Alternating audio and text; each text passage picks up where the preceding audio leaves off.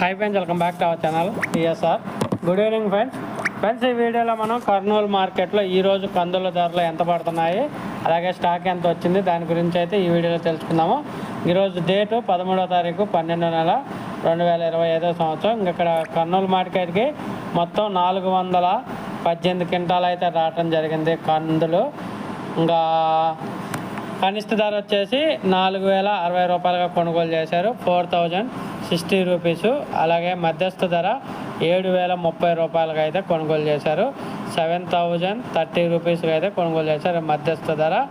అలాగే గరిష్ట ధర టాప్ అండ్ టాప్ ధర చూసుకుంటే 7141 రూపాయలకి అయితే కొనుగోలు చేశారు, 7141 రూపీస్కి అయితే కొనుగోలు జరిగినాయి.